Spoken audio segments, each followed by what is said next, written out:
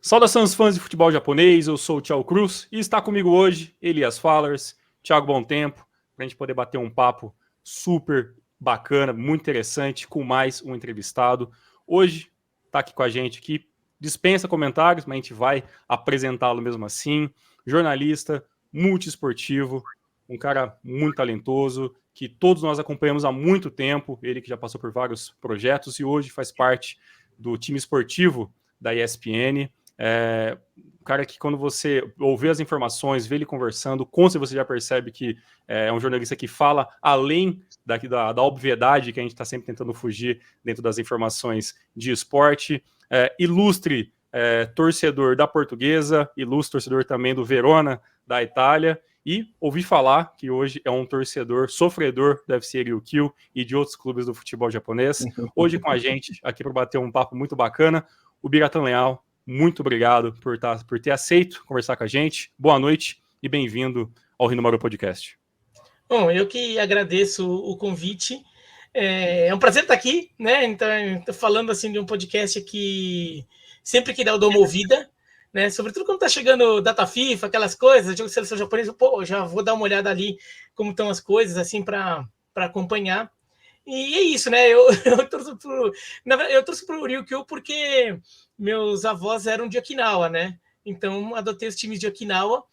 Assim, o Ryukyu é o mais relevante, mas tem o Okinawa SV, que está na 4ª divisão, que eu também acompanho, de alguma coisa, dentro do que dá para acompanhar da JFL, né? Mas daí já é bem mais rudimentar, assim. Mas eu tô meio pé da vida com o Ryukyu. Perde umas oportunidades, perde uns jogos idiotas lá contra os times lá do fundo da tabela. Podia estar brigando para subir e fica no meio da tabela ali, porque perde para o Lanterna em casa, uns negócios assim. Muito bom, ó, vai ser um papo muito bacana, tenho certeza absoluta que todo fã de futebol japonês e de futebol em geral vai gostar bastante. Eu sei também que dentro de outros esportes, principalmente do beisebol, o Biratan também tem seus times, é fã também do Hanshin Tigers, como eu, e espero que hoje a gente tenha pelo menos a possibilidade de trocar meia palavrinha sobre beisebol, já que o Biratan é um dos, para não falar o maior responsável por mim hoje, além de futebol, ser uma ficção da por beisebol, e sempre eu convenci o Thiago a ir ver jogo de beisebol lá no Japão, né? É isso aí, convenceu o Thiago, que não sei se está meio relutante, mas acho que gostou muito mais do que você acabou incentivando ele aí a ver os jogos lá. Eu fui no Koshien, né, lá em Kansai, então... Ano que vem, tô planejando voltar para lá.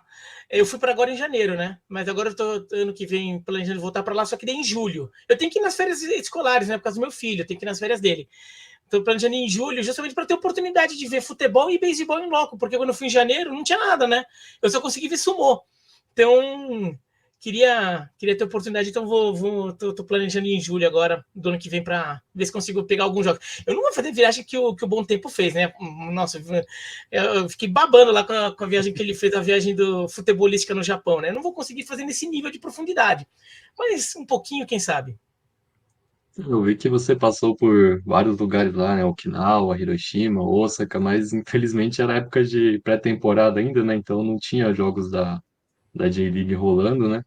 Mas eu queria te perguntar se durante essa viagem, né, você percebeu em algum momento alguma coisa de diferente, algo que você notou no futebol japonês, ou até no esporte em geral, que você pensou, antigamente não era assim, enfim, alguma coisa que você percebeu que está mudando, que te chamou a atenção durante essa viagem? Acho que eu não sei japonês, tá? Eu não falo japonês, não leio japonês, ao contrário de você, né? Então, assim, muita coisa eu acabava deixando passar porque eu não conseguia pegar as nuances. Foi na época que o Japão estava jogando a primeira fase da Copa da Ásia. Eu estava lá, né, quando o Japão perdeu do Iraque, e eu vi de lá o jogo. Quando começou o mata-mata, eu já tinha voltado. Eu vi de lá o jogo. Eu vi, assim, sem entender muita coisa, assim, da descrição das jogadas. Mas deu para perceber, não só pelo tom também de alguns programas que eu via na TV depois, assim, mesmo você não entendendo, tem algumas coisas universais, né? Como o pessoal pega no pé, assim, o pessoal é corneteiro lá, né? O pessoal não admite muito, e o Japão perdeu do Iraque ainda, para variar, né? O Japão sempre se enrosca com o Iraque, e então isso deu para perceber, mas assim, comparando com o que era antes, assim, eu não consegui ver muito coisas de futebol lá. Eu fui visitar o estádio Nissan, do Marinos, mas eu fui mais nas coisas de beisebol, porque o estádio de futebol do Ryukyu, inclusive, em Okinawa, ele é longe. Assim, ele é longe de onde eu estava. E lá em Okinawa não tem rede de trens, por exemplo, como tem nas ilhas principais. Então eu teria que, sei lá, pegar um Uber, ia ser caro, ou pegar um trem até um determinado lugar, mas depois eu tinha que completar a viagem de ônibus, sei lá o quê. Ia ser uma viagem muito longa, porque eu estava em Nara, que é a capital, que fica ao sul. E o estádio fica no centro da ilha. É uma ilha compridinha, que tem uns 100 quilômetros ali de comprimento, né? Então ficava, sei lá, ficavam uns 20 e poucos quilômetros de Narra, e daí tinha que pegar um ônibus, ia dar um trabalho, que ia ficar o dia inteiro só para visitar o estádio e nem ia ter jogo, né? Então eu também não fui conferir como estava esse tipo de coisa. Em Tóquio, o estádio olímpico estava fechado no dia que eu fui. Eu vi o Museu Olímpico, que era ali do lado, né? Mas o estádio olímpico estava fechado no dia. Então, tinha acabado de acontecer a final do futebol escolar, o futebol de ensino médio, né? Que é lá no Estádio Nacional. Então, no Estádio Olímpico. Eu me lembro que a final, inclusive, eu estava no aeroporto quando estava rolando. E estava todo mundo vendo, assim, no aeroporto, ali estava num telão que eles botaram lá no salão de bar, estava todo mundo vendo tudo. Então, acho que o estádio ainda estava meio interditado ali por causa disso. Então não estava, porque eu sei que ele fica aberto, né, para o pessoal que quiser usar, mas não estava no dia, dei azar. Eu também não pesquisei, né? Eu poderia ter ido um dia antes, um dia depois do estádio, passar por lá. Eu também não fui atrás disso, assim, não fiquei pensando que pudesse ter problema. Então eu acabei não vendo tanto assim. E eu também não fiz muito o que você fez, né, Thiago? Porque muitos dos times lá do Japão, da J-League, eles não são muitos, por exemplo, o Shimizu, o Kashima, o Kashiwa Reysol, o Júbilo Iwata, mesmo o Matida Zélvia, de certa forma, eles não ficam no centro das grandes cidades, né? Eles ficam em cidades industriais um pouco mais afastadas. Então eu teria que fazer uma viagem específica para conhecer aquele lugar, né? Aquele estádio, tudo. E eu não estava com tanto tempo assim, porque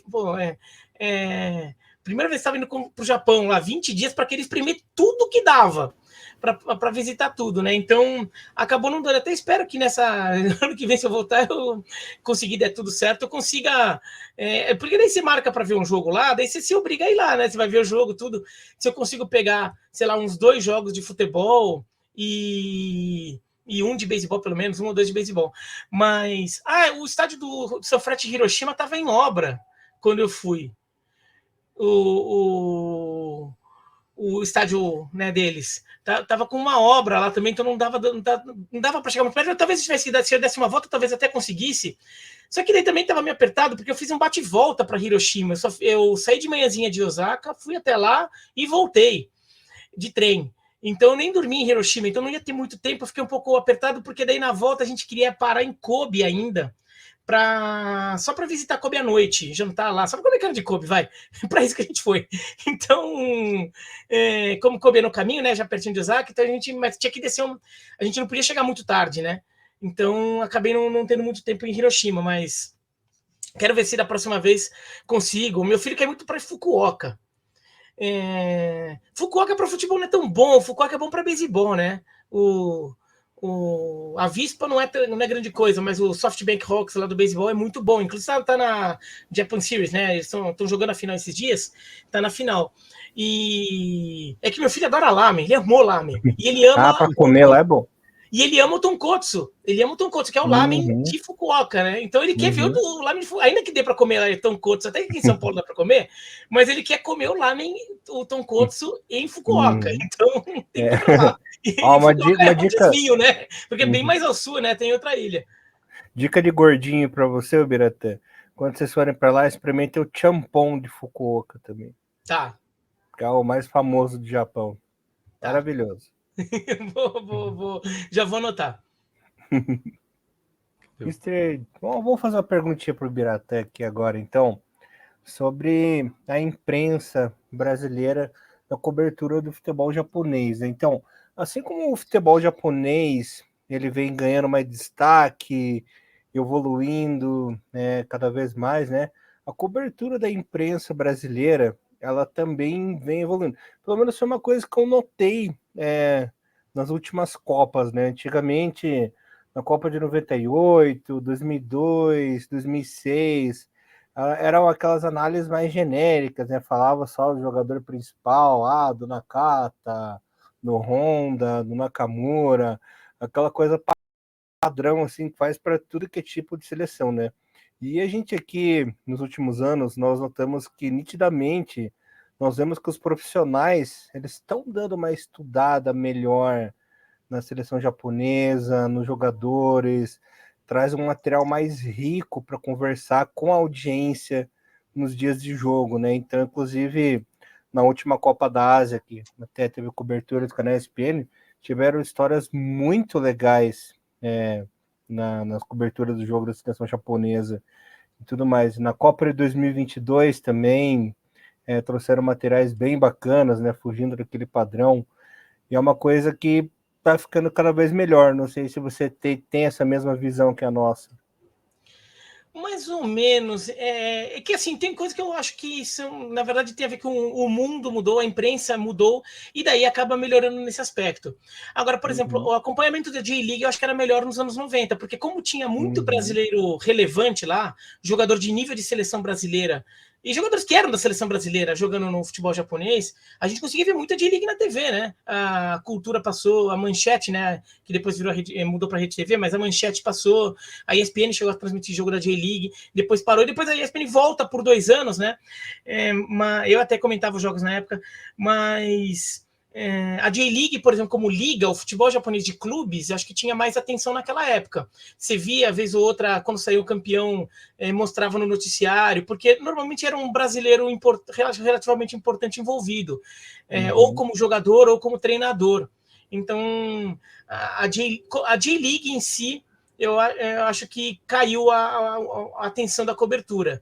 O Thiago, que até o Bom Tempo, né? São 2 Thiagos aqui. O Bom Tempo, que é até mais historiador disso, talvez tenha essa noção até mais claro do que eu tenho, mas eu estou falando muito de observação. Eu acho que a J-League se falava bastante naquele meio dos anos 90, até a virada do século, ali que quando a J-League começa a parar de ter os jogadores mais caros, assim como ela tinha naquela época.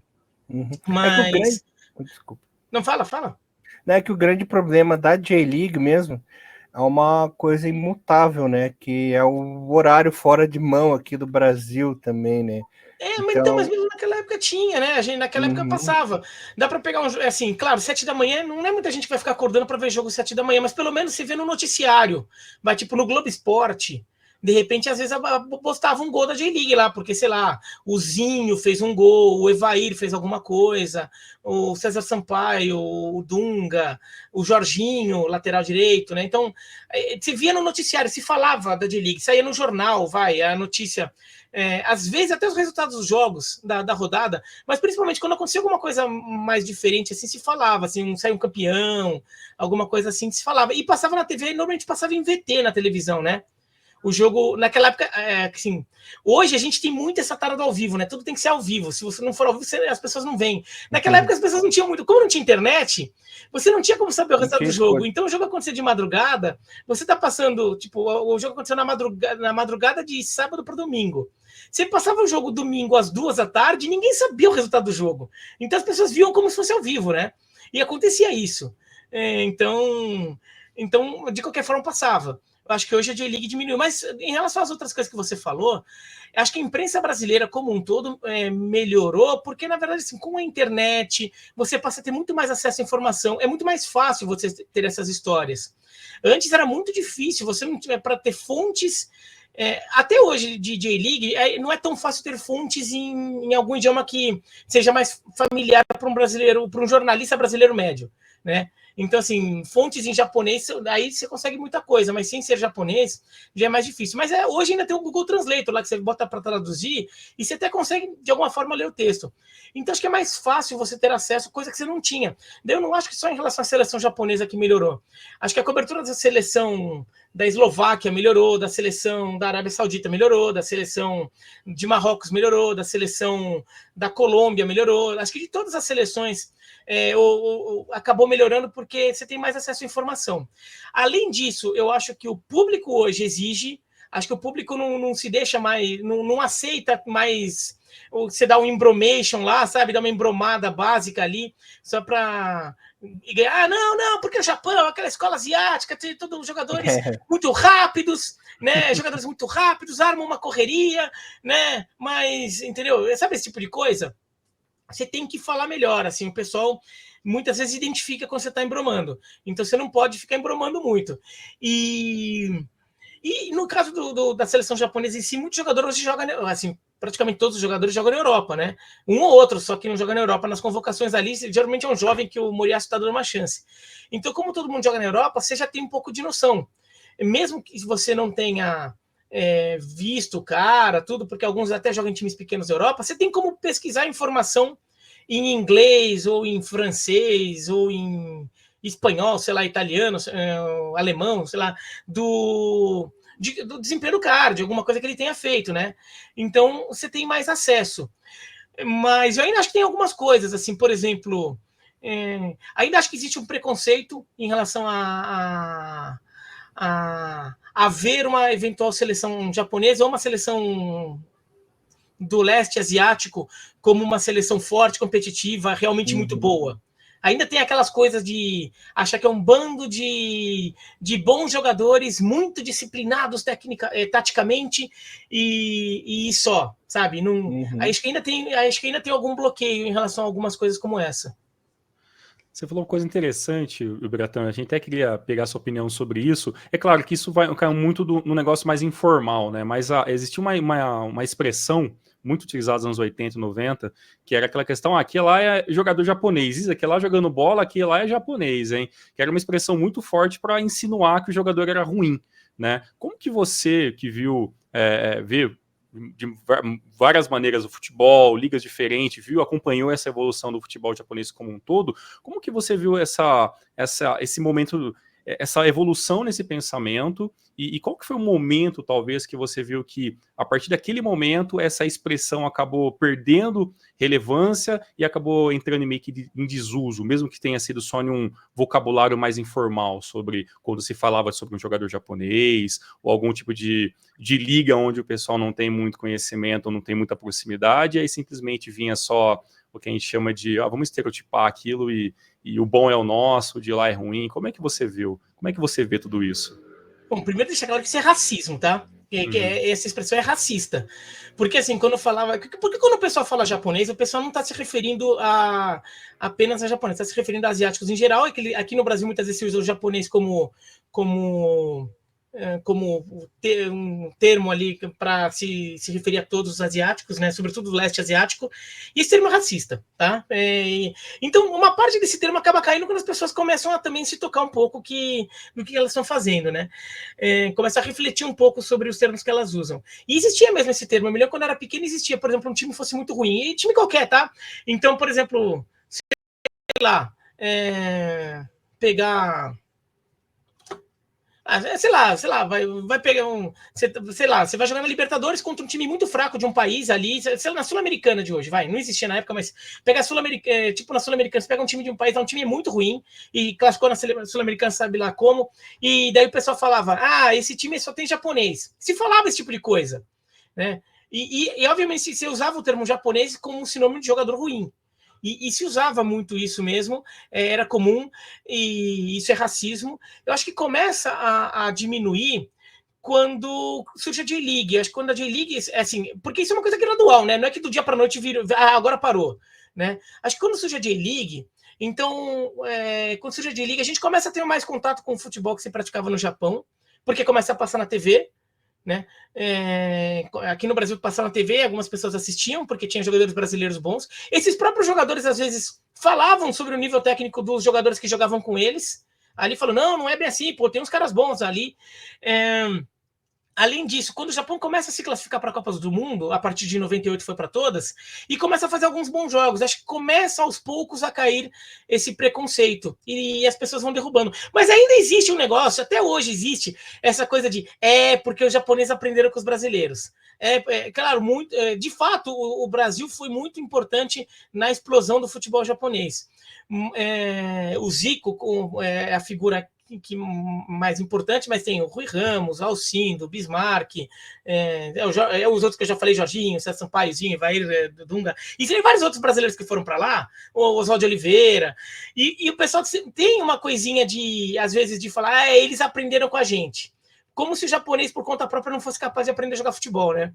E o futebol que se pratica hoje no Japão, até do ponto de vista tático, de visão de jogo, é bem diferente do que se pratica no Brasil, inclusive. Né? Então, eles já desenvolveram uma coisa própria e muitas vezes com inspiração até em alguns aspectos mais europeia do que brasileira. Mas tem essa coisinha, às vezes você vê, não vê? Vocês não percebem isso? Tipo, né, que quando o Brasil foi para lá, começou a ensinar os caras a jogar, como se fosse um bando de gente que não, sabe? Um bando de robozinho que daí com os brasileiros, olha que legal, agora aprendi a jogar bola porque os caras me ensinaram. Ainda tem um pouco disso sim, tá? Claro que o Brasil foi importante. Claro que o Brasil foi importante, mas tratar dessa forma é também negar a capacidade que os japoneses têm de aprender por conta própria e até aprender de outras fontes, porque o pessoal fala muito lá, porque muito brasileiro. Tinha times na J-League, lá quando a J-League foi fundada, tinha times que não tinham brasileiros, lá o Yokohama Marinos era o time dos argentinos, por exemplo, né? O Yokohama Flugels era dos alemães, sei lá, tinha alguns times que acabam contratando vários jogadores estrangeiros do mesmo país. Né? Até o Ramon Dias, que é o técnico do Corinthians, era jogador do Marinos na época. Então, assim. Mas isso foi caindo ali aos poucos a partir da J-League, depois quando o Japão começa a jogar a Copa do Mundo, e o Japão faz alguns bons jogos contra a seleção brasileira, lá no meio da década de 2000, né? Que quase elimina o Brasil de uma Copa das Confederações em 2005. Aí eu acho que meio foi radical, assim, para tratar japonês, porque o Brasil passou sufoco, né, para classificar. E era uma seleção brasileira estrelada. Então era uma seleção brasileira toda estrelada, né? E o Brasil sofreu. E depois aquela seleção brasileira que quase eliminada pelo Japão, chega e mete 4 na Argentina na final. Então, acho que ali caiu de vez. Tanto é que quando o Brasil pega o Japão, cai no mesmo grupo que o Japão na Copa de 2006, no ano seguinte, já havia um certo respeito, e muita gente via até o Japão como a possível segunda força do grupo, né? Que tinha ainda a Croácia e a Austrália. Exatamente, eu lembro bem que o Japão chegou como candidato, né? Na época os comentários eram que a maioria esperava que o Japão passasse junto com o Brasil com essa segunda vaga, né? Eu até ia te perguntar agora sobre... Eu passaria, se não fosse aqueles 10 minutinhos de pane que deu contra a Austrália, teria passado. É verdade. Eu agradeço. Eu até ia te perguntar sobre a cobertura da imprensa na época lá que começou a J-League, mas você já falou tudo, né?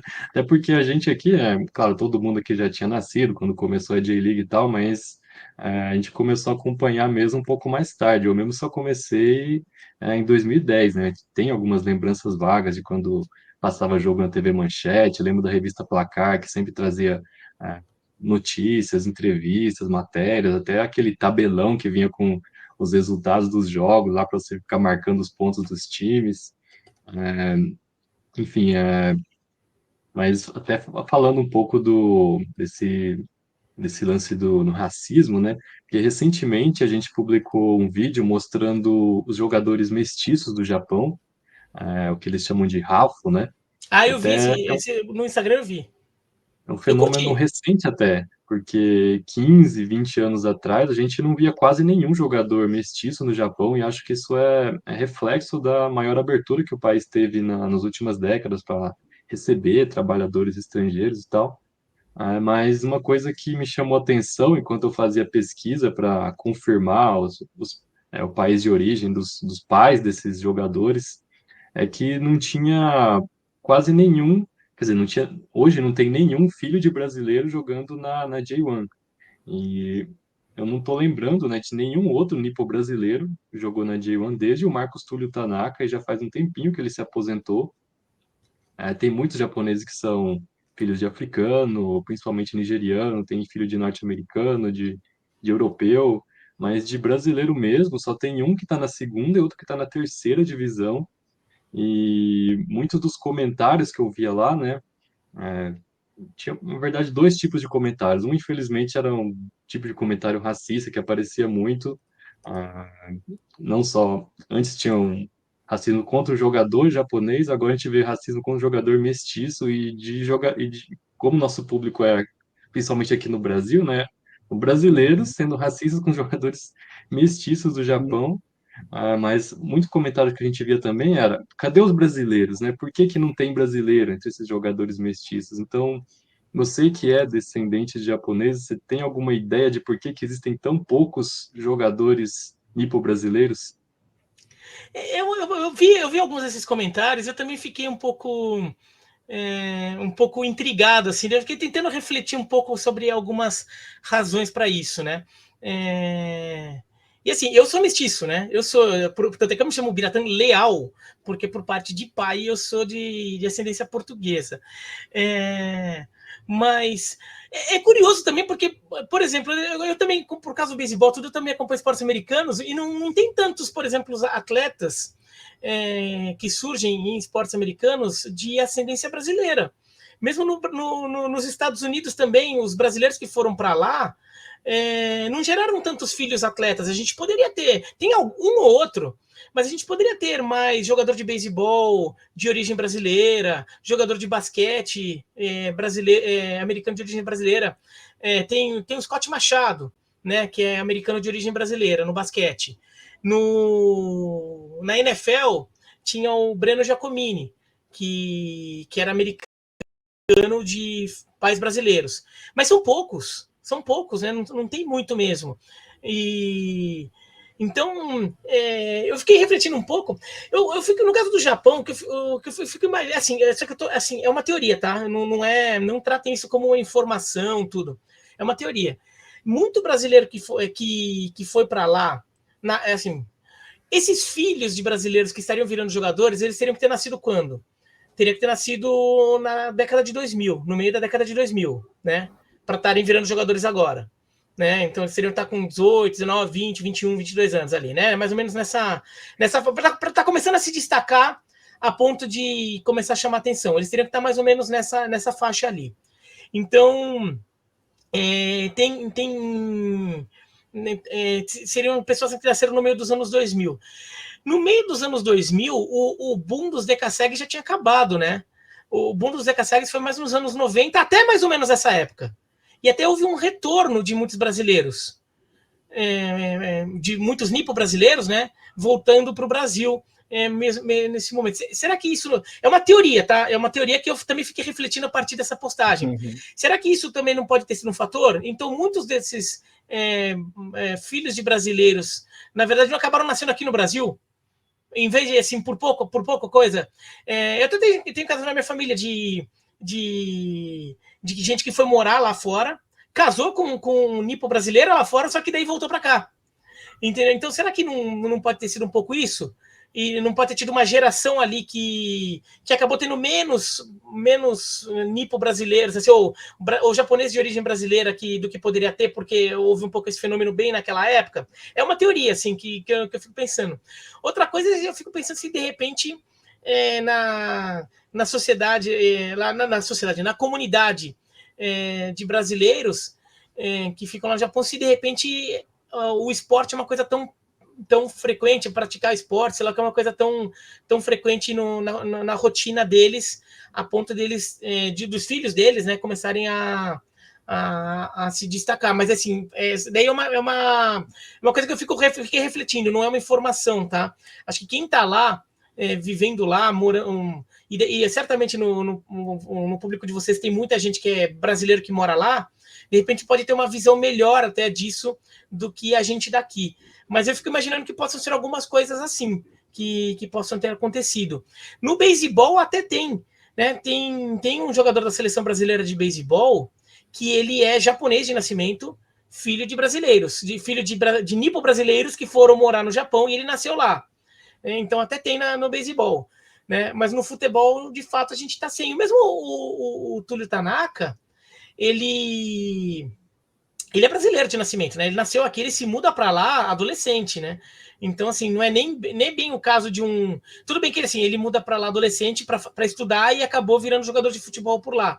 Mas nem é um caso de filho de brasileiros, que é um japonês que cresce no Japão, tudo filho de brasileiros.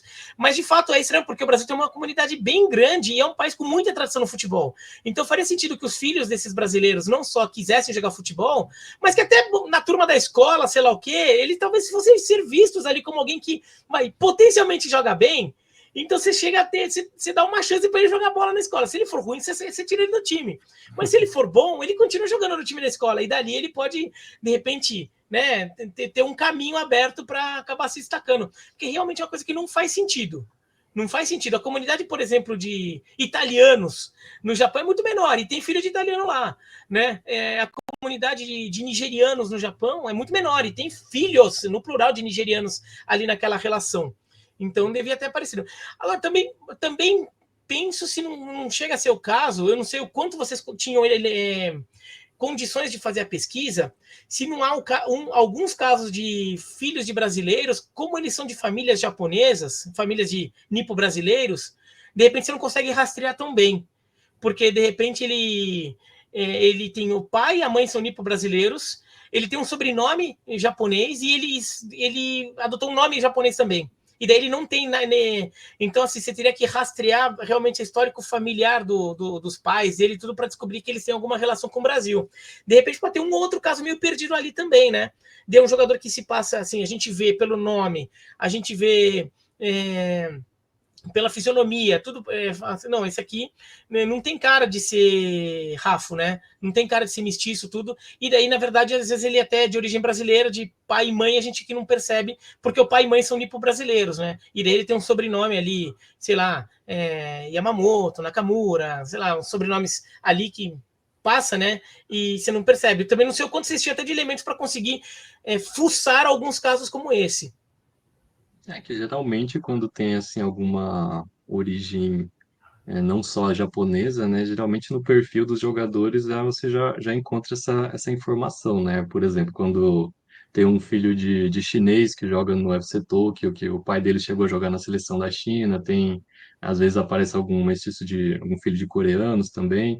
Mas nesse caso aí já é mais difícil, né? Mas uma coisa que me fez ficar pensando, uma história que eu vi já tem mais de 10 anos, que um amigo meu que ele morou no Japão, né, foi trabalhar lá nos anos 2000, ele falou que na época um amigo dele que também morava lá, acho que estava no ensino fundamental, por aí, ou médio, não sei, ele jogava muito bem, tanto que ele recebeu um convite para ir jogar na base do Kashima Antlers. Só que os pais não deixaram, porque os pais nem sabiam o que era Kashima Antlers e achavam que futebol não dava futuro. Então às vezes eu ficava pensando, né, será que talvez tenha a ver também porque grande parte dos brasileiros que vão para lá, como o DK Segs, meio que fica tão focado no trabalho que acaba não conseguindo participar da sociedade japonesa, acaba não aprendendo o idioma, fica tão focado assim no trabalho, às vezes já pensando em voltar para o Brasil, né? Isso é uma coisa que cheguei a pensar sobre isso também, mas quando eu fui para lá, fiquei um mês lá no Japão em 2019, depois agora esse ano mais 3 meses, e encontrei com muitos brasileiros lá, e muitos desses brasileiros que eu encontrei lá no Japão, por exemplo, lá em Hamamatsu, encontrei com um amigo que o filho dele jogava futebol na escola. Até fui lá no torneio lá, assisti os jogos lá, bem estilo Capitão Tsubasa, esse time lá de até a sexta série jogando. Foi bem, bem divertido ver como é que é os campeonatos de escola lá. Um amigo meu lá de Ibaraki que me levou para o jogo do Kashima Antlers, o filho dele também joga futebol na escola, tá no ensino médio. Outro amigo meu que me recebeu lá em Shiga lá em Kansai, né? O filho dele também joga futebol, inclusive está jogando na Universidade Kansai agora, tem até parece que já tem time da J-League observando ele, que ele está acho que no segundo ano ainda, então quem sabe daqui a alguns anos até apareça na J-League, acho que até o Gamba Osaka, FC Osaka, já mandou olheiro para olhar ele. O segundo filho dele joga basquete na escola, então pelo menos nessa pequena amostragem dos brasileiros que eu encontrei que moram lá no Japão, esses que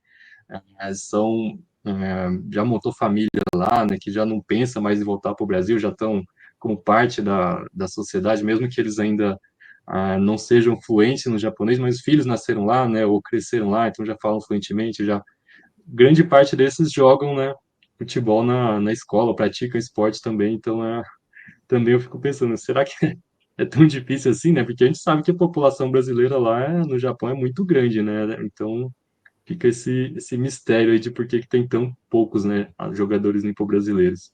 Vamos ver se agora, de repente, surge essa geração aí dos filhos dos seus amigos. De repente está para surgir, né? Porque, de repente, por alguma questão histórica ali, a geração que nasceu no meio da década de 2000 acabou não tendo tantos ali, porque, sei lá, alguns voltaram, ou como você falou, alguns casos de não viam futuro nisso. Agora, a geração que nasceu, sei lá, no começo da década de 2010, que agora está com 14, 15, sei lá, de repente, que daí de repente já são de brasileiros que foram como decassegues, mas resolveram se enraizar no Japão, e daí de repente, não, vamos viver uma vida japonesa, de repente os filhos deles começam a aparecer aí. Mas de fato não faz sentido, né? Porque, não, claro que assim, comparar com coreanos e chineses vai ter menos, tem muito mais coreano e chinês do que brasileiro. Agora, tem muito mais brasileiro do que algumas outras nacionalidades que a gente via representada naquela galeria que vocês fizeram. Tem um país na Ásia que tem alguns jogadores brasileiros, inclusive mestiços do Brasil com outro, cada uma seleção do Líbano, né? Tanto na seleção principal quanto na seleção de base tem muito mestiço de libanês com brasileiro. Então, como tem mais libanês no Brasil do que no próprio Líbano, né? Tem esse intercâmbio aí das nações e que já está dando muitos frutos para a seleção. O Líbano não classificou, não vai para a próxima Copa, mas futuramente aí acho que com essa força brasileira talvez consiga uma vaguinha futuramente aí. O Líbano também deve. Bom, primeiro tem que ver a questão de como fica o Líbano, que o Líbano hoje está com um conflito ali, problemas muito mais sérios para pensar, né? Então tem que ver o que sobra ali, até da estrutura de futebol do Líbano, a partir do momento que as coisas se pacificarem por lá. Espero que isso seja rápido. Para ver o quanto. E o Líbano Mas isso é normal. Algum país, por exemplo, muito populoso, que tem uma comunidade imigrante muito grande e que é muito bom no esporte, acaba exportando descendentes para defender em países menores, países com menos tradição no esporte. Você vê muito. No beisebol você vê muito isso, né? Então muitas seleções acabam usando muitos filhos de imigrantes nos Estados Unidos, muitos americanos filhos de imigrantes, para completar seu time. Por exemplo, a seleção italiana de beisebol. Quase toda ela é composta de italo-americanos. Né? A seleção mexicana de beisebol mesmo tem muitos mexicano-americanos ali, metade do time é de americanos de origem mexicana. E até um outro brasileiro, assim, que o Brasil já conseguiu pegar tudo, o Brasil também já pegou um outro no Japão, né?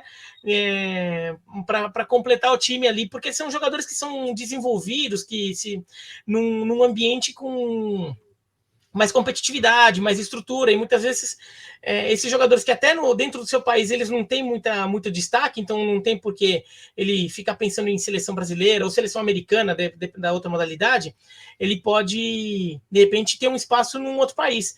O futsal do Brasil, né, que uma vez teve um mundial de futsal que a seleção italiana tinha um nascido na Itália e o resto era tudo ítalo brasileiro, né, porque o Brasil produz muito jogador de futsal, e daí consegue exportar jogador para outros países, né? E acho que talvez acontecesse isso com, de repente, até libaneses brasileiros na seleção do Líbano. A gente vê alguns chilenos palestinos na seleção da Palestina, né, porque tem uma comunidade palestina grande no Chile, e eu não duvido que, por exemplo, na Ásia, já tenha, né, até o João Taisé, né, que chorava no hino da Coreia do Norte, tudo, ele nasceu no Japão, né, e cresceu no Japão, onde ele tinha cidadania coreana, etnia coreana, cidadania, ele pega norte-coreana, e daí defende a seleção da Coreia do Norte, né, até chora no hino, né, quando enfrentou o Brasil na Copa de 2006. 2010. Então, de repente, o Japão até a gente pode começar a ver, por exemplo, alguns países que têm mais imigrantes, por exemplo, a seleção da China. De repente, pode pegar alguns japoneses de origem, assim, alguns nascidos no Japão de origem chinesa, que são cidadãos chineses, né? Muitas vezes eles nem têm a cidadania japonesa, defendem a seleção da China, porque o Japão tem um ambiente de desenvolvimento de atletas muito melhor que o da China, desenvolvimento de atletas no futebol, muito melhor que o da China. né? Então, de repente, tem um atleta que nasceu no Japão, é de origem chinesa, e ele não tem espaço no Japão, de repente ele pode começar a defender a seleção chinesa, né? E a gente pode começar a ver um pouco isso. Coreia do Sul e Japão, de lado a lado, tem até o destaque lá que vocês fizeram na postagem esses dias, né, do atacante que é filho de uma cantora, apresentadora de TV japonesa com um cantor coreano. Ele nasceu no Japão, parte da criação dele foi na Coreia, o irmão defende a Coreia, ele está defendendo o Japão, né? Acho que esse tipo de coisa vai começar a acontecer também. Tem a história bacana do Lita Danari na seleção japonesa também, que ele, filho de sul-coreanos, foi jogar na base da Coreia do Sul, foi rejeitado lá pelos sul-coreanos, voltou para o Japão, fez carreira no Japão e fez gol do título do Japão em 2011 na Copa da Ásia, né? Sim, então acho que esse tipo de... E aí a gente também, aqui no Brasil, tem que parar com esses preconceitos, porque é engraçado que o Brasil é um dos países mais multiétnicos do mundo, assim, mais diversificados, se orgulha disso, só que quando o outro país, assim, daí a gente aceita que alguns países sejam assim também. Estados Unidos a gente aceita que seja um país multiétnico. Agora, quando um país europeu aparece com um jogador multiétnico, mas isso daí não é. Daí você pega a seleção da Alemanha aparece com um jogador negro e pensa, não, mas os caras alemães vão pegar um cara lá da África. Não, cara, ele é alemão, nasceu na Alemanha, foi criado na Alemanha. Abram a mente, os países hoje têm muitos imigrantes, entendeu? Não é só o Brasil que recebe imigrante, o país europeu recebe imigrante. Alemão não é só o alemão, o italiano, o espanhol, o inglês, o português, não é só aquela imagem estereotipada que você tinha. Tem alemães, franceses, de várias outras, com várias outras caras, cor de pele, um biotipo, né? E isso vai estar acontecendo no Japão também. Então, assim, o pessoal vai começar a soltar aquelas do japonês falsificado, né? O pessoal começa a soltar do japonês e fala, né, uma cara de italiano esse aí, é um japonês falsificado, começa a soltar essa, né? Porque assim, não pode, né? Só o Brasil pode ficar usando jogador de origens étnicas diferentes. O Japão não pode. Se o Japão faz isso, você trapaça. Se a Alemanha faz isso, a Inglaterra faz isso, você trapaça, né? Então, isso também rola. E assim, é bom pra gente aprender, né? Aprender que as coisas estão mudando lá. E é bom também pro Japão, porque o Japão é um país que tem o seu racismo, tem o seu preconceito, e é bom que essas figuras apareçam até para acabar com o preconceito, com o racismo que existe dentro do Japão, né? Com não japoneses. Inclusive, não japoneses, assim, inclui coreanos, né? Os coreanos até são os que mais sofrem preconceito no dia a dia ali, pelo número, pela quantidade de coreanos que tem lá. E até achei simbólico, né? Achei até que foi pouco destacado, porque essas coisas, quando fala de Ásia, tudo, elas não são tão destacadas quanto deveria. Até aqui na imprensa, eu já falei, mas o pessoal, tá. Como se o pessoal não tem noção de preconceito, racismo, questões desse tipo na Ásia. Os dois portas-bandeiras do Japão nos Jogos Olímpicos de Tóquio, na cerimônia de abertura e na cerimônia de encerramento, eram afro-japoneses. Né? Era a Naomi Osaka na abertura e o Rui Hashimura no encerramento. Pô, isso é uma baita de uma história, isso é baita de um acontecimento, vai. Tem um simbolismo grande. Passou batido aqui, né? Inclusive o Zion Suzuki, antes mesmo dele estrear na seleção principal japonesa, ele virou meme de racismo aqui no Brasil, né, em 2022, que postaram uma foto no Instagram dele na seleção de base lá, como, nossa, mas que japonês é esse, sabe? Então. E assim, tem que aprender. Por exemplo, ontem o Los Angeles Dodgers foi campeão da Major League Baseball, né? Eu até postei nos meus stories no Instagram, para chamar atenção para isso, que é um time que tinha 3 asiáticos, né? O Shohei Ohtani, japonês, né? Talvez se torne o maior jogador da história do beisebol, um super atleta, sim, existe super atleta asiático, as pessoas precisam aprender a derrubar esse preconceito e entender que um asiático pode ser um super atleta. Tem o Yoshinobu Yamamoto, que é arremessador, que é o arremessador mais bem pago de todos os tempos, né? Quer dizer, o contrato dele, ele ainda não recebeu todo o dinheiro, mas ele vai receber. E o Tommy Edman, que é americano, mas a mãe é sul-coreana, tanto é que ele defendeu a seleção da Coreia do Sul no último Mundial.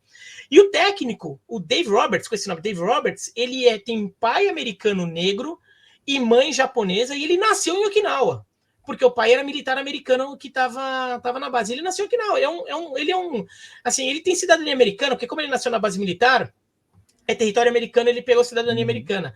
Mas ele é japonês de nascimento, o local de nascimento é o Japão, e não foi por acidente, foi porque ele tem uma mãe japonesa, né? Os pais estavam morando lá. E ele muitas vezes já foi entrevistado, já foi procurado para falar sobre racismo, tanto com racismo contra negros como racismo contra asiáticos, porque ele sofre dos dois lados, ele já sofreu pelas duas situações, né? E ele é um afro-japonês. Ele é um afro-japonês e foi técnico campeão do beisebol nos Estados Unidos, e tem gente falando que depois do título conquistado ontem, ele até deve já tem um currículo que deve colocá-lo no Hall da Fama do beisebol como técnico, entendeu? E é um afro-japonês. A gente tem que, sabe, parar com esse que japonês é esse. Então vamos falar assim, que brasileiro é esse aqui, então, né?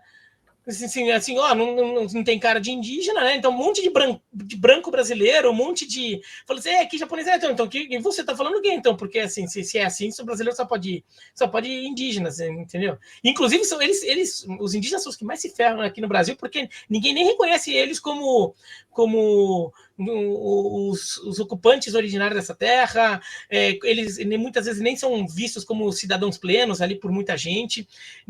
O preconceito contra indígena nem é muitas vezes categorizado como racismo, e a coisa que é mais racismo que existe é o preconceito que o indígena sofre no Brasil, né? Então, sim, é patético.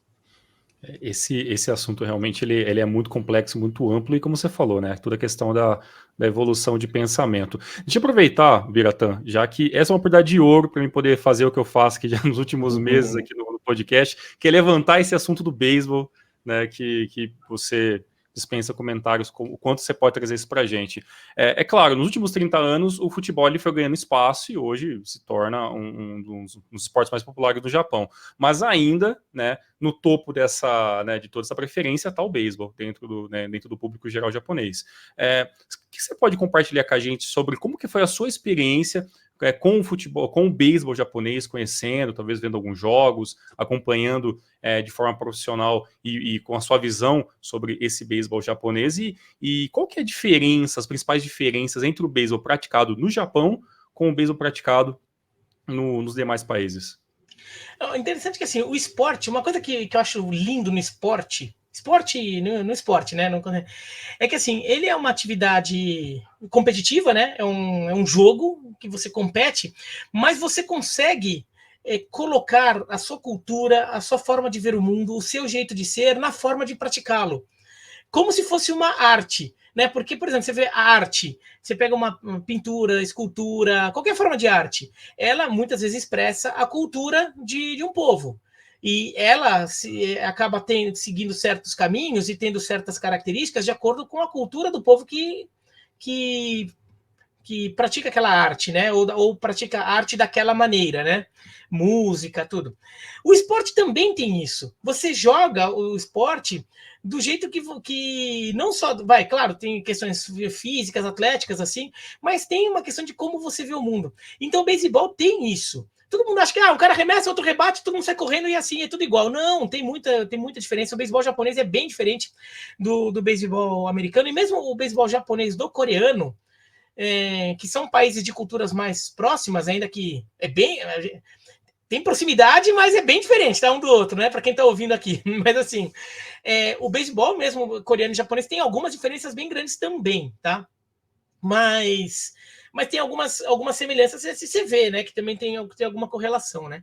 Então, por exemplo, o beisebol japonês, ele se desenvolve, ele começa a crescer no Japão. Ele é o esporte mais popular do Japão, assim, com alguma folga em relação ao futebol. Mas o futebol, eu me lembro de ter visto uma pesquisa, mas faz tempo isso, faz mais de 10 anos, quando a ESPN voltou a transmitir a J-League, eu era o comentarista principal, fiz 2 temporadas. A temporada que o Kashiwa Reysol é campeão em 2011, e depois que o Sanfrecce Hiroshima é campeão em 2012.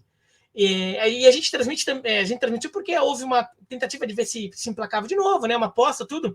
E o campeão da J-League naqueles 2 anos, ele ia jogar o Mundial de Clubes, né? E o Kashiwa Reysol, inclusive, enfrenta o Santos, né? O Santos do Neymar, do Ganso, na semifinal do Mundial. O Sanfrecce Hiroshima perde do Al Ahly, e por isso que ele não enfrenta o Corinthians no ano seguinte, né? naquela época eu pesquisei muito, assim, eu fiz muita pesquisa sobre, assim, com o que tinha na época, assim, de acesso, né? Tentei pesquisar muito. O Google Translate na época era, não sei se era do Google, mas a ferramenta de tradução era horroroso, assim, você não conseguia entender nada que eles traduziam. Mas eu pesquisei muito lá e eu achei uma pesquisa da época que dizia que o beisebol era o esporte mais popular, com X% lá, e o futebol tinha empatado com o sumô na época. Tá? Só que a tendência era que o futebol passasse, porque o sumô era um esporte que ainda era muito forte entre a população mais velha no Japão, um esporte muito tradicional, e o futebol era muito forte entre os mais jovens. É verdade que o Japão não é um país que tem uma renovação de população tão rápida assim, né? É um país, inclusive, tem decréscimo de população. Então, assim, é um país com uma população mais envelhecida. Então, não é como em certos países, assim, que os mais jovens tendem a ser muito mais numerosos, né? Mas eu imagino que hoje o futebol tenha passado o sumô com alguma folga também. Tá? Então, eu imagino que hoje seja beisebol em primeiro, futebol em segundo, sumô em terceiro. O beisebol no Japão é loucura. Eu não sei se o Thiago teve essa experiência, sentiu isso. Mas, por exemplo, agora a gente estava jogando a World Series, né? As finais da Major League Baseball. Juntaram os dois times de mais torcida nos Estados Unidos. O New York Yankees e o Los Angeles Dodgers. É o maior time de Nova York e o maior time de Los Angeles. Quer dizer, o maior time e são dois times que têm torcida no país inteiro. Né? Como, sei lá, como se fosse Flamengo, assim, né? Vasco, Corinthians, assim, não é time que só tem torcida na cidade. Então, são as duas maiores torcidas do beisebol. Mas tinham dois japoneses, dois jogadores japoneses envolvidos, né? Que eu falei, o Yamamoto e o Ohtani, que é o maior atleta do Japão no momento. É loucura. Eu não sei se o Thiago viu muito do Ohtani. Eu não parava de ver o Ohtani. Né? Onde eu ia, eu vi o Ohtani. Até troquei umas mensagens com a Ana Hikari, a atriz. E ela, porque ela estava viajando para o Japão até 15 dias atrás, né? E ela falou que não parava de ver a cara dele. Ele é a pessoa mais. E ela não sabia direito quem ele era, né? Então eu contei um pouquinho a história dele. Ele falou, mas nossa, eu só vejo a cara dele. Todas as propagandas do Japão são com ele. Então, os jogos da World Series, os jogos 1 e 2, tá? Somados no Japão, é que eu não via, não saiu audiência no Japão ainda dos jogos 3, 4 e 5. Quer dizer, não saiu. Quer dizer, a imprensa americana, pelo menos, ainda não repercutiu, né? E a do jogo 5 foi ontem, não saiu essa audiência, nem nos Estados Unidos tem esse número pronto ainda. Mas tinha mais gente vendo jogos no Japão do que nos Estados Unidos. Sendo que nos Estados Unidos reunia as duas maiores torcidas, das duas maiores cidades, o jogo em horário nobre. No Japão, era na manhã do dia seguinte o jogo. Né? O jogo era de manhã. Inclusive no jogo de ontem, eles estavam com uma câmera ao vivo, que eles entravam ao vivo com flashes de uma watch party no Japão. E a de ontem não era num bar, nos primeiros jogos era no bar, porque o primeiro jogo foi num sábado no Japão, sábado de manhã no Japão, e o segundo jogo foi no domingo de manhã no Japão. Então estava no bar ali a câmera, né? A de ontem estava na escola, porque as pessoas estavam na escola, né? Então tudo assim, era uma quadra de escola, todas as crianças assim com o uniforme da escola, sentado na quadra, vendo o jogo num telão. Então, acho que o pessoal interrompeu a aula para ver o jogo, né? E tinha mais gente no Japão vendo do que nos Estados Unidos. Então, assim, tá muito loucura o beisebol no Japão. Mas o futebol tá crescendo muito, e isso é inegável. E eu como nipo brasileiro que ama futebol e beisebol, acho que a coisa mais maravilhosa do mundo. Eu vou lá pro Japão no que vem por causa disso, né? Porque eu quero ver isso, né? E daí, o beisebol no Japão, ele cresce lá na década de 20, 30, tipo 100 anos atrás, né?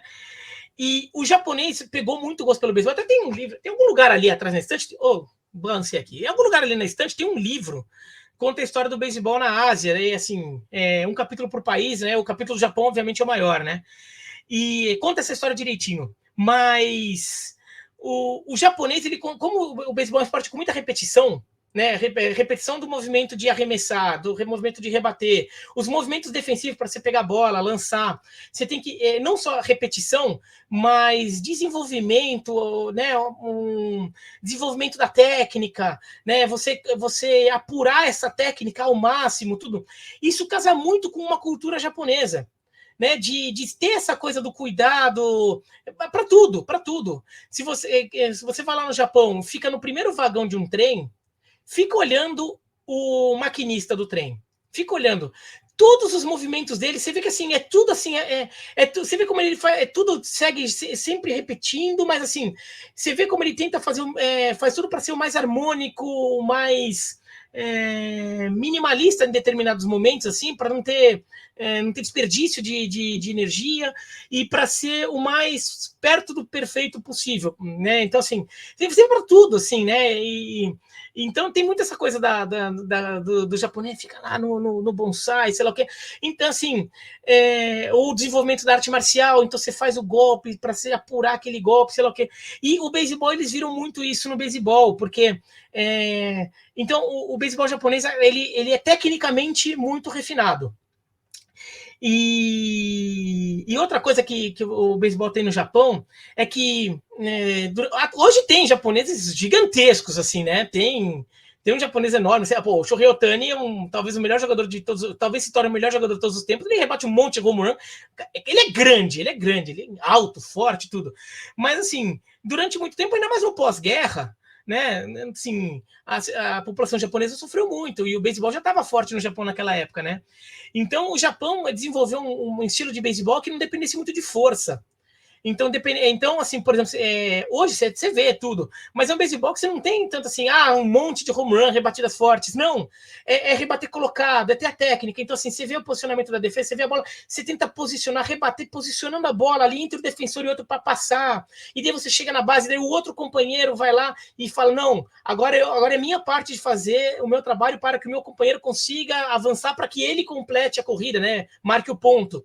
Nos Estados Unidos, não, né? E na América Latina também não. A bola vem, você quer dar porrada na bola, porque os caras são muito fortes, tudo tem uma coisa, até uma cultura muito do individualismo, né? De você querer ser o herói, você assim, e tem muito isso. No Japão tem essa coisa mais do jogo coletivo, um depois do outro, todo mundo faz um pouquinho do seu papel devagarinho para ganhar o jogo. E o curioso é que o beisebol brasileiro ele tem uma cultura japonesa, né? Porque a comunidade japonesa que enraiza o beisebol no Brasil e cria clubes de beisebol, que são os clubes que jogam beisebol no Brasil até hoje. Então, o jeito de jogar do beisebol brasileiro é um jeito japonês, não é um jeito latino-americano. Né? Que é um jeito que tem origem mais em Cuba, na Venezuela, na República Dominicana. O brasileiro não tem um beisebol força, tem um beisebol mais técnico. E que o arremessador, por exemplo, não tem arremessos tão rápidos assim. Hoje até tem no Japão, claro. Mas assim, o estereótipo é que é mais saber fazer a bola pegar muito efeito, em vez de simplesmente lançar um torpedo. Entendeu? Então tem essas diferenças. Quando você vê um jogo, até o jeito de girar o bastão, a técnica de girar, o movimento de girar é um pouco diferente. E o Ohtani você percebe que é um pouco diferente. Compara o Shohei Ohtani rebatendo, quem gosta de Major League Baseball vai ser mais acessível. Pega o jeito que o Shohei Ohtani vira o bastão e o jeito que o Aaron Judge vira o bastão. Que é o americano, o principal rebatedor hoje, entre os americanos. Você vê que é diferente. É diferente até o estilo, assim, o movimento, o gesto técnico. Então, tem essas diferenças, sim. Até você falando do Otani, achei engraçado que até lembrei de quando eu estava no Japão agora esse ano, que todo lugar que eu ia tava lá a cara do Otani. Você entrava no trem, você via lá alguma coisa do Otani. Você entrava numa loja, ia ter alguma coisa do Otani. Você ligava a televisão, tava falando sobre o Otani. Então, mesmo que às vezes não tinha nem nada de novo para falar, mas começava o jornal, a primeira coisa que falava era a notícia do Otani, e às vezes era o dia todo repetindo a mesma notícia, a semana toda repetindo a mesma notícia. Então, o tamanho que ele tem lá, para mim, como um leigo ainda no beisebol, né, foi uma coisa absurda, eu nunca vi nada parecido. Eu falava, tentando comparar com o futebol, é como se fosse o Messi, né, como se fosse o Pelé, né? Aquele que todo mundo conhece, mesmo quem não acompanha nada, sabe quem aquela grande personalidade, né? Mas Então, como eu tava lá, não, fala, desculpa. como eu tava lá, né, eu não podia deixar de assistir um jogo de beisebol, né? Então, até aproveito para agradecer mais uma vez aí as dicas lá que você me deu, né? Eu tinha até, quando eu fui no Japão a primeira vez em 2019, eu fiquei em Yokohama, então meu primeiro jogo foi lá do Yokohama Bay Stars, era bem perto, o estádio lá, Tá até na deu para final, ir a hein? pé de onde eu Tá tava. ganhando a final, tá 3-2 pro Stars contra o Hawks. Aí dessa vez, né, como eu não tinha conseguido ir para Osaka da outra vez, eu fui dessa vez, né? Então eu falei, agora que eu fiquei hospedado lá em Osaka, eu tenho que ir no jogo do Hanshin Tigers e fui lá no Koshien, no grande estádio, né, o principal, o mais tradicional estádio do beisebol lá do Japão, e logo o maior clássico, né, o jogo do Tigers contra o Giants. Então foi assim, uma experiência incrível para você, para conhecer, né, o beisebol, e para mim que não tinha assim familiaridade quase nenhuma com as regras, né? Tudo que eu sabia do beisebol era jogando Wii Sports, então só aquilo de jogar bola, rebater, marcar o ponto, home run, então ah, Mas ligar a olha, ajuda pra televisão, caramba, viu?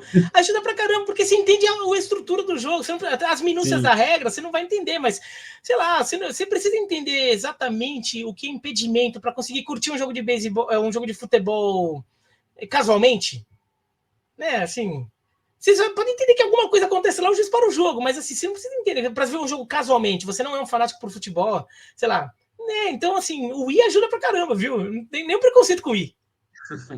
ajudou mesmo, mas quando eu ligava a televisão, eu não conseguia entender bem o que estava acontecendo no jogo. Por exemplo, por que que tá rebatendo de novo? Por que que essa rebatida não valeu? Por que que essa valeu? Por que que o cara tá correndo para base, para aquela outra? Enfim, mas como eu fui com outras pessoas que já conheciam, já acompanhavam, já torciam, então eles foram explicando as regras, e lá na terceira entrada eu já sabia tudo o que estava acontecendo, já não estava mais perdido, né? Então achei muito fácil até de entender as regras, entender a dinâmica do jogo e ter uma noção, né? Um pouco, pelo menos um pouco de noção de por que eles gostam tanto desse esporte, né?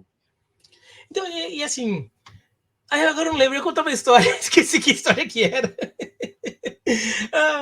Sim, do Shoryotani, do Shoryotani. Uma coisa que a gente tem que ter noção, assim, é que existe racismo contra asiáticos no esporte. Tá? Existe.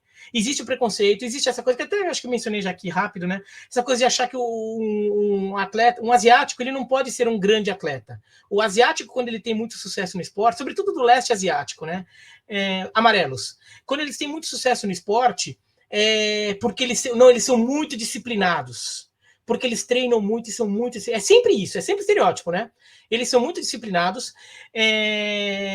e tem aquela coisa de que eles nunca podem ser fisicamente mais capazes, né? Eles podem estar ganhando porque eles são fisicamente melhores, eventualmente, do que um competidor, do que o adversário deles.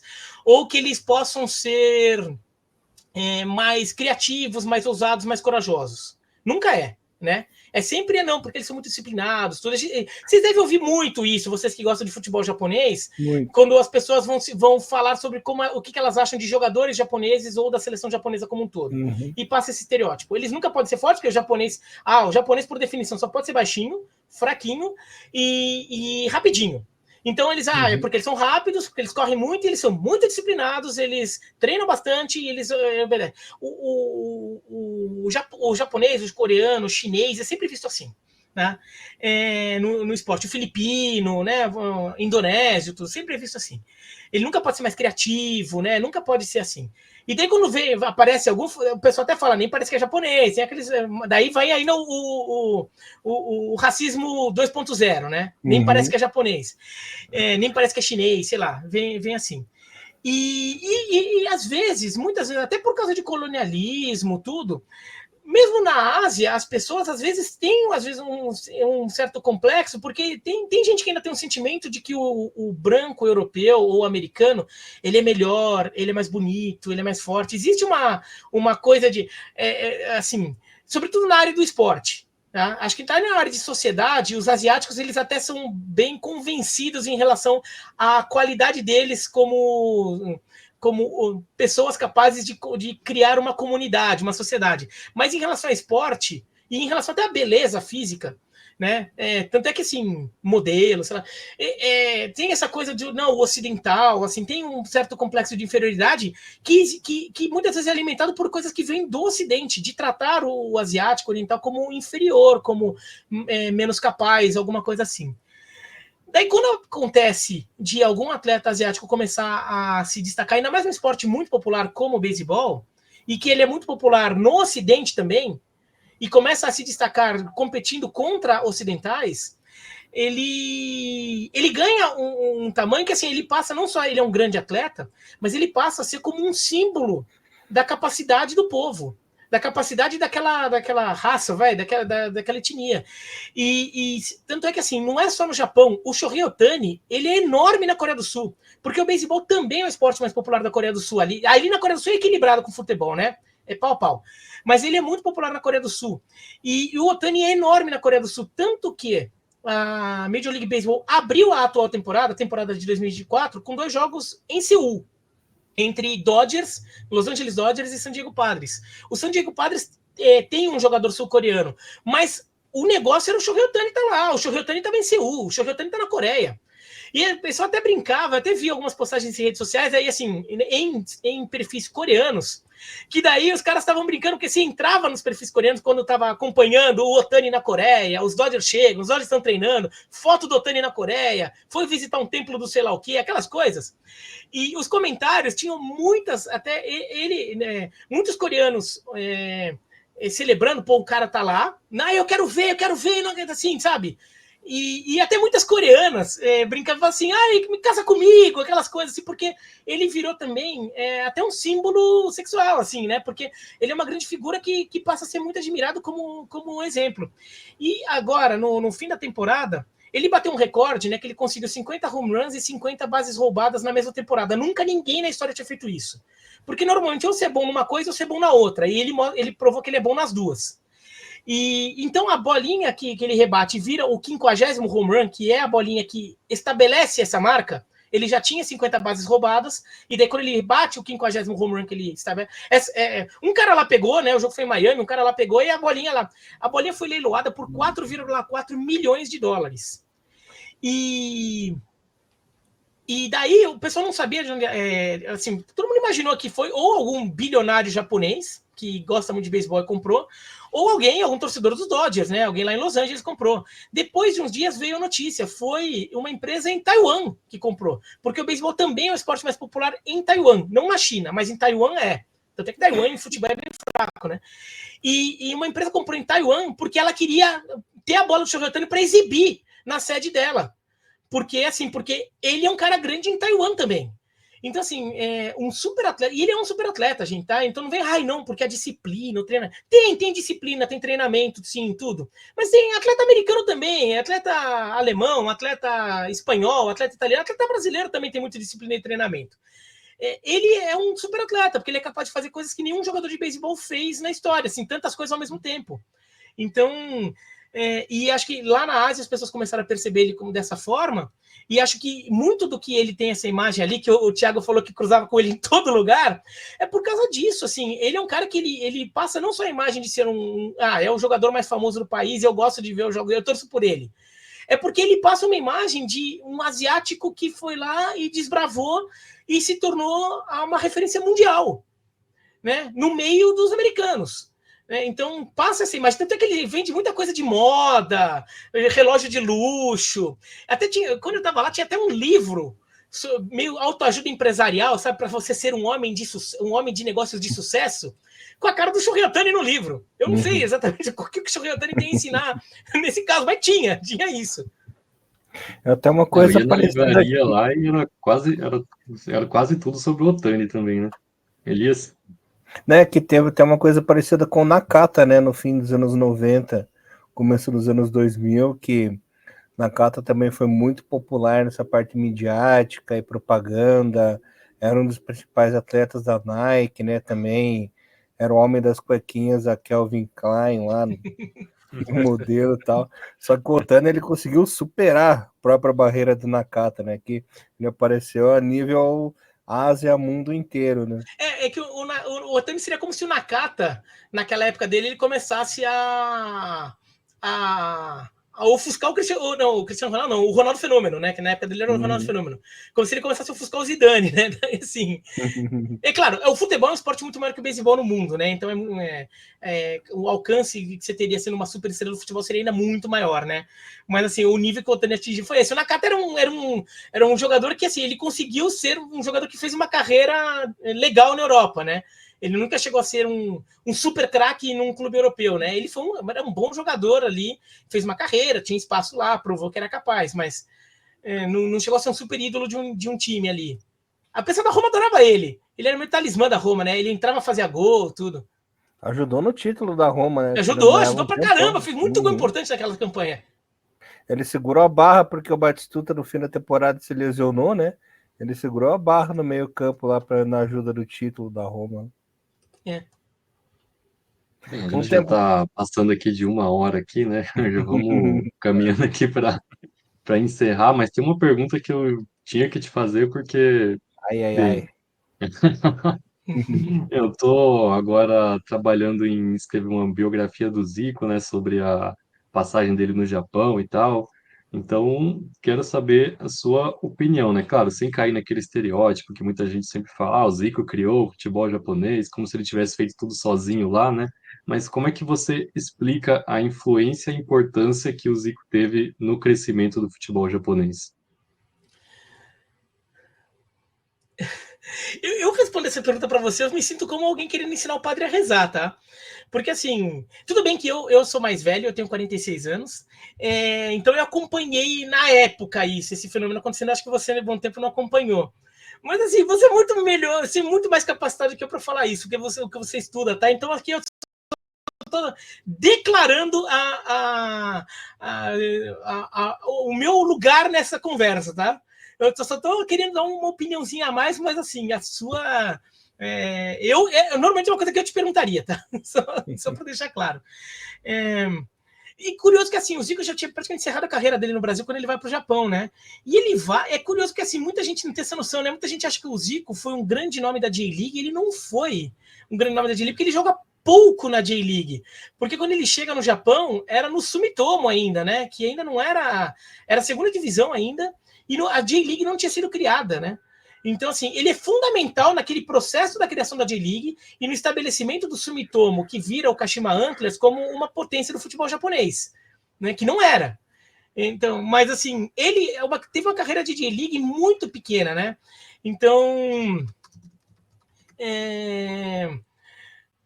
eu acho que umas coisas que pegaram, acho que assim, primeiro que ele é uma figura que já tinha tido um destaque global, ainda que o auge dele fazia quase 10 anos que tinha acontecido, né? O auge do Zico foi na primeira metade dos anos 80. Já tinha passado faz um tempo, mas talvez, acho que o público japonês talvez identificou nele como uma figura que fosse assim, um dos melhores jogadores do mundo, estava lá, estava indo jogar lá. É como se, sei lá, é que assim, pô, mas o Cristiano Ronaldo ganhando tudo também. Então, sei lá, como quando o Iniesta vai pro Vissel Kobe. Né? Quê? Como se o Maradona tivesse ido para lá, né? Que eles até queriam levar o Maradona, né? Mas... O Maradona teve problema lá, né? Teve uma Copa Quirim que a Argentina vai, e o Maradona teve problema porque as leis de imigração japonesa não concediam visto para quem tivesse tido problema com drogas, questão de drogas, e o Maradona tinha, né? Então, eu me lembro de alguma história ali que tiveram que manobrar bastante ali para conseguir liberar o visto para o Maradona. Copa Quirim era um torneio amistoso, né? De seleções que era realizado no Japão ali, que até se convocavam, até chamavam seleções grandes. Na época, a Argentina foi isso no meio dos anos 90, né? E o Maradona já tinha cumprido a primeira suspensão por doping, que daí foi por consumo de droga, né? Foi cocaína. A segunda foi em doping esportivo. Mas então acho que assim, essa percepção de que era um grande jogador, sabe? Um grande destaque. Não era assim, não era um jogador que veio aqui fazer uma carreira, tudo. Não, é uma estrela. Acho que isso fez diferença. Segundo, o Zico, que aqui no Brasil ele já vinha tendo dificuldades em jogar em altíssimo nível por uma questão puramente física. Ele fisicamente estava com dificuldades, né? O calendário aqui não ajuda, os gramados aqui naquela época, hoje o pessoal reclama de gramado, naquela época eram um horror os gramados no Brasil. Então o Zico estava com muito problema físico, então ele não conseguia jogar com continuidade. Quando ele jogava, você via que o cara é gênio, você via que o cara era gênio, mas ele já não conseguia ser aquele cara, né? Tanto é que assim, ele já estava perdendo espaço, tudo, né? E quando ele vai no Japão, daí eu não estou tão de perto para acompanhar, eu vou ler o seu livro para descobrir, ele tem uma recuperação física.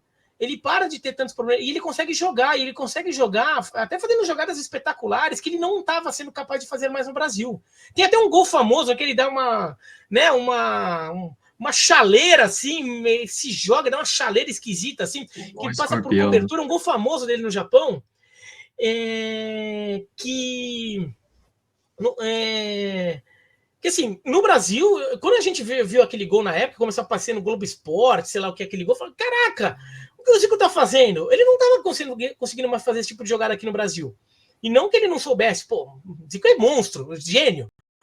Mas acho que ele não conseguia mais por questão física, tudo, talvez calendário, talvez no Japão tenha tido algum tipo de tratamento ali que recuperou, talvez o gramado no Japão fosse muito melhor, talvez ele precisasse ficar um tempo parado para ter uma recuperação mais consistente, e daí por aquela pressão de continuar ganhando, é importante, tem que lutar pelo título, sei lá, de repente ele não se dava o repouso que ele precisava ter, então ele nunca recuperava inteiramente da lesão, eu não sei. Mas assim, ele começa a fazer umas coisas mirabolantes lá no Japão, né? E ele acaba ajudando a ser a imagem de um time que se torna um dos gigantes do futebol japonês, que assim, o Sumitomo / Kashima Antlers era um time irrelevante, assim, era um time pequeno da JFL da época, né? E de repente vira um gigante do futebol japonês. Chega na primeira temporada da J-League e já vai para a final contra o Yomiuri Giants, ia falar do beisebol, contra o Yomiuri Verde. o Yomiuri Verde, né? Que depois muda de nome para Verde Kawasaki. Então, para o Yomiuri Verde. Então, assim, e daí o Kashima Antlers continua sendo uma força, ganhou, foi tricampeão, sei lá, é o maior campeão do Japão até hoje. Então, acho que também ajudou, né, a reforçar essa imagem. E depois ele acho que é um cara que se integrou muito à cultura local, e acho que isso faz diferença para o japonês, perceber que ele é um cara que gostou do país, ficou por lá, voltou para lá várias vezes, né, virou técnico da seleção japonesa, né, passa a ter cargo ali no Kashima Antlers. Acho que tudo isso ajudou. O cara não só era uma estrela mundial que veio aqui jogar, o cara gostou da gente, o cara gostou, entendeu, sabe, virou embaixador do futebol japonês.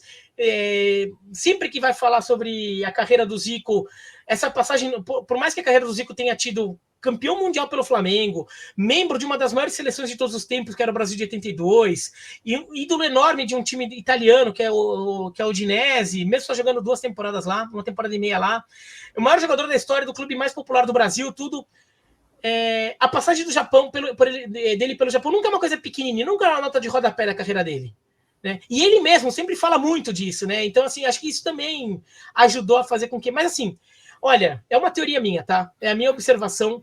Você é até um especialista maior e num estudo mais minucioso dessas coisas, Bom Tempo. Se você falar que você só falou besteira, Biratã, eu aceito, eu só falei besteira. Essa informação é muito, muito preciosa para mim, né? Ainda mais que você viveu essa época, né? Aliás, queria ver se o Thiagão ou o Elias ainda tem mais algum comentário para fazer, ou se a gente pode ir para... A gente preparou uma brincadeirinha aqui para encerrar. É só se tem algum comentário aí antes. Sim, para encerrar esse comentário do Zico, fora os duelos emblemáticos contra o Verde, né? Que deixou mais apimentada, deixou mais amorosa ainda a relação do povo japonês com o Zico, né? Verdadeiros duelos contra o Verde Kawasaki nas finais. Né? Era esse o Thiagão, podemos... Claro, vamos lá. Então, é que a gente já fez algo parecido assim com o Elias, com o Thiagão recentemente. A gente vai fazer uma comparação da seleção japonesa, comparando o que a gente chama de a geração de ouro, né, com a geração atual. E aí eu quero ver, na sua opinião, né, quem dos jogadores daquela seleção dos anos 2000 que seria titular na seleção japonesa de hoje. O pior, quando vocês me convidaram para o podcast, já faz um tempo que a gente está conversando sobre isso, né, para fazer esse podcast, é que a gente acabou demorando por causa dos playoffs da Major League Baseball, porque eu não tava com as noites livres pra gente gravar, né? Mas eu vi esses vídeos que vocês fizeram, eu falei, eles vão me perguntar isso. Não vai ter como fugir, não vai ter como fugir. Tá bom, não. Vamos lá. Então, vamos lá. Goleiro, Kawaguchi ou Zion Suzuki? Kawaguchi. O Kawaguchi, pouca gente lembra. O pessoal lembra quando ele virou goleiro da seleção japonesa, assim, que jogou contra o Brasil em 2006, tudo. Ele era o goleiro da seleção japonesa e foi o melhor em campo na vitória do Japão sobre o Brasil nos Jogos Olímpicos de 96. Pegou falta no Roberto Carlos e tudo. Não, o Kawaguchi era um baita goleiro. O Zion Vamos Suzuki, lá. eu tenho esperança que ele melhore, sabe? Jogando na Itália agora, mas se bem que ontem quase que ele toma um gol nos acréscimos porque ele saiu errado no cruzamento, né? Ele precisa melhorar muito isso. O cruzamento que vem, ele sai pegando borboleta ali, acabou não acontecendo nada, né? Mas eu tenho esperança que jogando na Itália, né? Que é um país que tem uma cultura de goleiros assim, muito grande, de repente, assim, ele até evolua. Mas, Calgut. Quem sabe daqui a alguns anos o Zion chegue lá, né? Vamos lá. Lateral direito, Cardi ou Sugawara?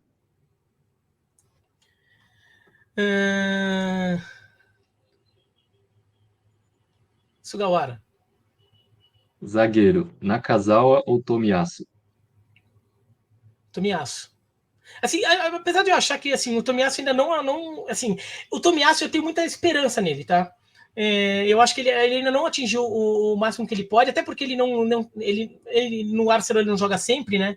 Mas eu acho que ele tem um potencial muito grande, assim. Eu consigo assim pro padrão da seleção japonesa, sabe?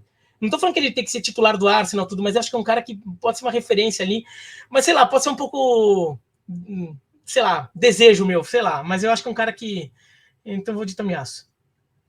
Eu, talvez um pouco pelo meu lado clubista, né? Que eu sou Arsenal também. Acho que o Tomiyasu ele é até melhor do que o Kim Min-jae, lá, zagueiro do Bayern, só que ele tá sofrendo com muita lesão no Arsenal, então isso está realmente atrapalhando bastante. Então Mas você vamos tá lá. comigo nessa. Então tá bem. Outro zagueiro, Miyamoto ou Itakura? É que assim, vocês pegaram um dia ruim, assim, que eu tô meio apaixonado pela geração atual da seleção japonesa. A seleção japonesa atual, acho que é um dos times que eu mais gosto de ver jogar. Sabe? Então, então talvez esteja. Então. Eu tô com medo sabe, tá com aquela percepção meio contaminada, vai, por uma certa. Empolgou, sabe? Não empolgou? Então vai. Ah, vai Miyamoto, vai. Lateral esquerdo, Alex Santos ou Hiroki Ito?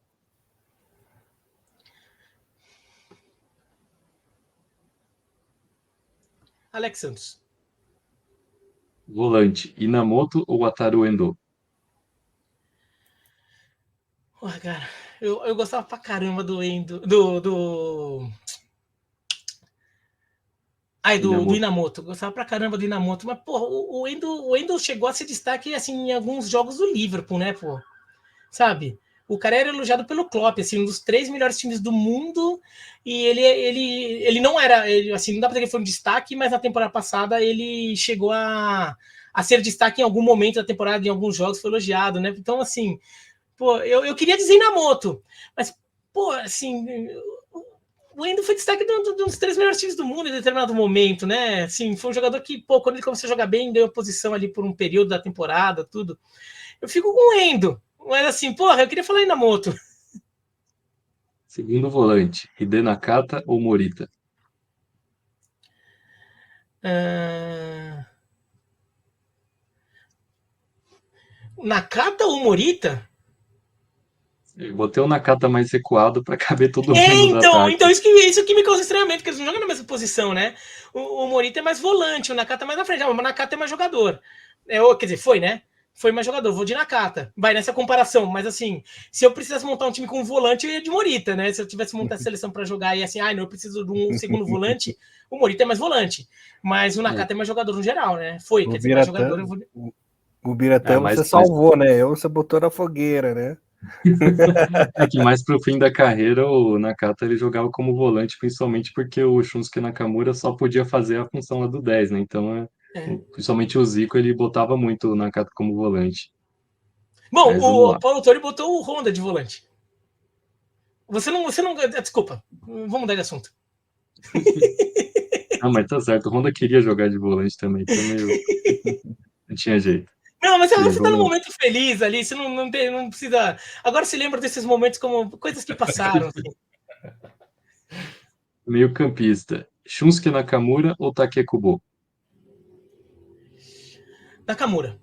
Eu acho que o Kubo ainda pode se tornar maior, mas o Kubo tá no começo da carreira, tudo Nakamura, o que ele fez, Nakamura. Meia, Shinji Ono ou Mitoma? Ono ou Mitoma?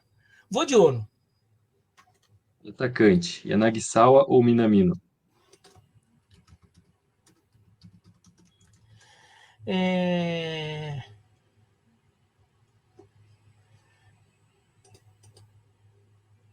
E a Nagisawa.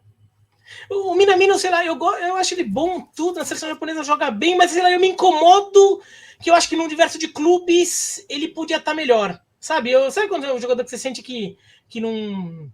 Que não. Sei lá, não. Sei lá, eu fico assim, eu acho que o Minamino é um cara que podia. Agora no Monaco ele tá bem até. Mas, sei lá, acho que um jogador podia ter consolidado melhor o espaço dele no futebol europeu. Então eu fico um pouco incomodado com o Minamino ali. Talvez seja ali, então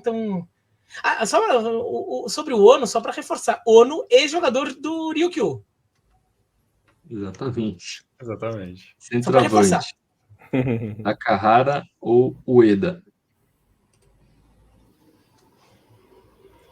Takahara ou Ueda? Takahara. Mas porque eu vejo, sei lá, eu vejo ele mais como centroavante. Mas o Ueda, eu tenho gostado do Ueda nessa temporada, né? Ele tem jogado bem na seleção japonesa, tem gostado, ele tem feito um papel de centroavante legal, assim, nessas eliminatórias, assim, com a função de centroavante assim, bem mais definido, assim. Tenho gostado do Ueda. Talvez daqui alguns meses eu mude de opinião. Técnico, Zico ou Moriaço? Tem gente que vai ficar brava, mas eu fico com o Moriaço. Apesar do Moriaço ser teimoso também, dá umas irritantes. O Moriaço tem aquelas. Todo técnico em geral, mas técnico de seleção mais ainda, tem aquelas teimosias. O Moriaço tem as dele, mas acho que eu fico com o Moriaço. É quem diga as teimosias dele, né? Mas assim, neste momento elas estão se pagando, né? Assim. Tá no lucro. Tá no lucro. Pô, bacana demais, bate saia justa, nunca é fácil fazer essas escolhas aí, mas o Biratã saiu. O pior é que eu não sabia quais assim, eu vi que vocês fizeram alguns, mas comparando jogadores diferentes, assim, acho que vocês fizeram 2 pelo menos, não fizeram? 2, né? Eu vi 2. E não era exatamente a mesma comparação, então eu falei, não, assim, como eu vi um, eu falei, vamos me mandar isso aqui. Só que eu vi o outro, não eram as mesmas comparações, eu falei, agora ferrou. Exatamente. Porque eu ia colar, eu já ia.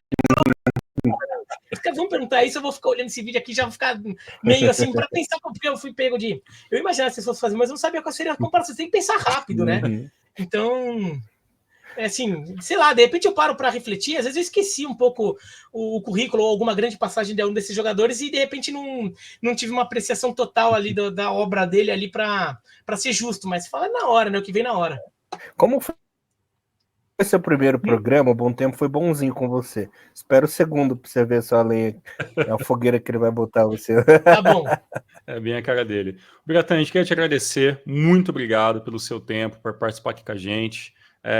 Preciosa conversa. Tenho certeza que todo fã de futebol japonês, a galera que está conhecendo às vezes o futebol japonês a partir da gente e toma o Hinomaru como ponto de partida. Tem você, obviamente, como uma referência dentro do futebol em geral, dentro do meio de jornalístico. E a gente queria te agradecer demais por essa possibilidade, essa oportunidade de poder conversar com você. A gente queria que você, claro, deixasse suas redes sociais, falasse aonde, né, a galera que talvez possa não te conhecer ou até não acompanhar muito o seu trabalho, poder, a partir de agora, acompanhar mais, e até aqueles que já conhecem você pelos canais ESPN também acompanham você nas suas redes sociais, em todos os lugares onde você está escrevendo ou falando sobre futebol.